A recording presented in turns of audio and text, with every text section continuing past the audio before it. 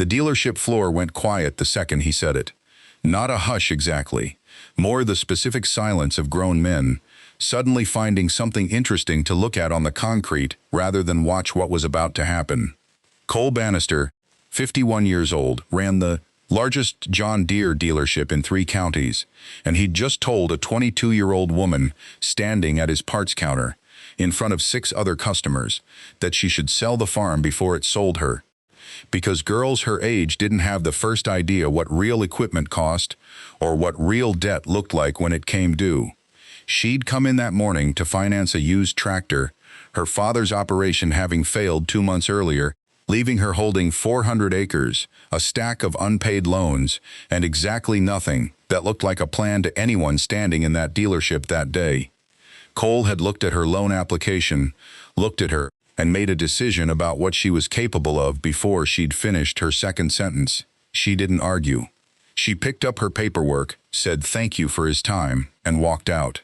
20 years later, Cole Bannister's own dealership would be leasing warehouse space from a company she owned outright, on land that had once belonged to 3 of his own former customers, men who'd sold to her, one by one, for reasons that traced straight back to a decision Cole made in about 4 seconds on an ordinary Tuesday morning that he never once thought to apologize for, because he never once thought he'd have to. If you believe some people spend a lifetime proving 4 seconds of somebody else's arrogance wrong, stick around. This one's worth the whole story. Tell us in the comments where you're watching from tonight.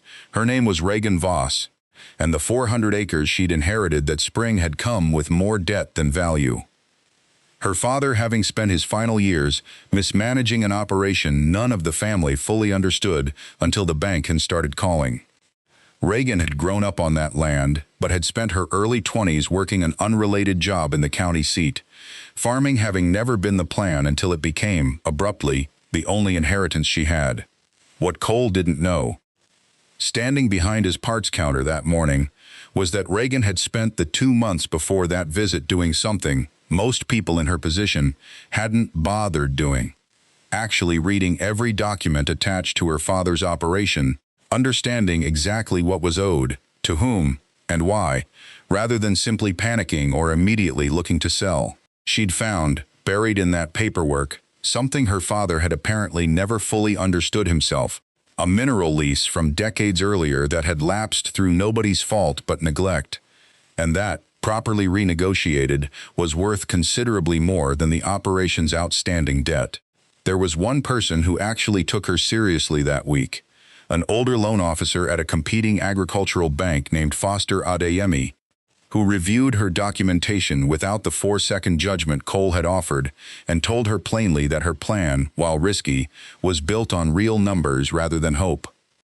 "That's rarer than you'd think," he told her. "Most people walk in here with hope.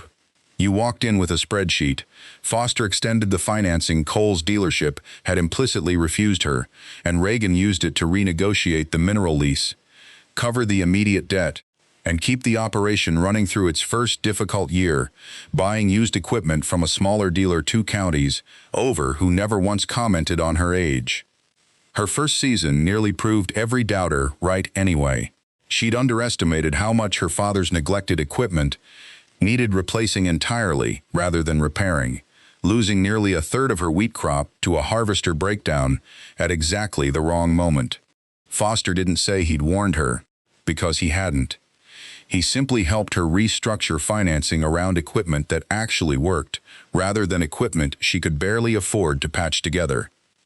She rebuilt her approach around Foster's blunt advice after that.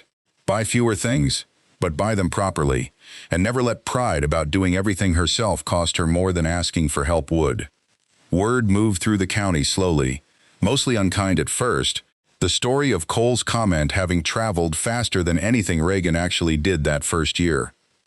A few of Cole's regular customers repeated the joke at his own counter, though less often as seasons passed. The turning point came 3 years in, during a drought that devastated several larger operations in the county. Reagan's smaller, more carefully financed setup, surviving on tighter margins that turned out to be an advantage rather than a weakness when commodity prices spiked afterward. She bought her first additional parcel that year, Land from a neighbor who'd overextended during the same drought. Land Cole had once sold that man's father equipment for decades earlier. By year 8, Reagan owned 1,100 acres. By year 14, she'd bought out 2 more operations that had failed under debt loads Cole's own dealership had financed.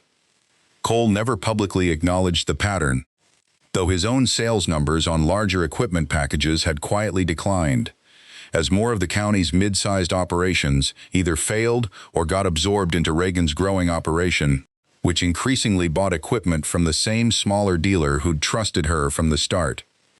By year 20, Reagan owned just over 6,000 acres, more than Cole's dealership, serviced in total contracted farmland.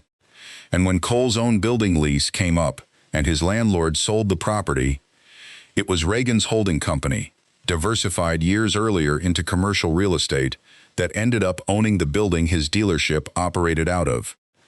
Cole found out the way most people in that county found things out, through the feed store grapevine.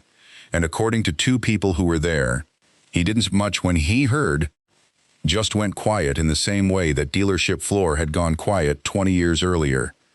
He never brought it up to Reagan directly, and she never brought it up to him, the 2 of them settling into the kind of careful, professional distance that let his dealership keep operating in her building, without either of them ever needing to discuss the 4 seconds that had started all of it. Reagan still keeps that original loan application in a drawer, the one Cole never finished processing, and she told Foster once, years later, that she didn't keep it out of bitterness, but because it reminded her exactly how little 4 seconds of somebody else's certainty was actually worth once you decided not to believe it. If you've ever had someone decide who you were before you finished your sentence, and spent years proving them wrong anyway, tell us about it in the comments below. We'd love to hear your story. And if this one stayed with you, subscribe for more stories about people who turned 4 seconds of doubt into 20 years of proof.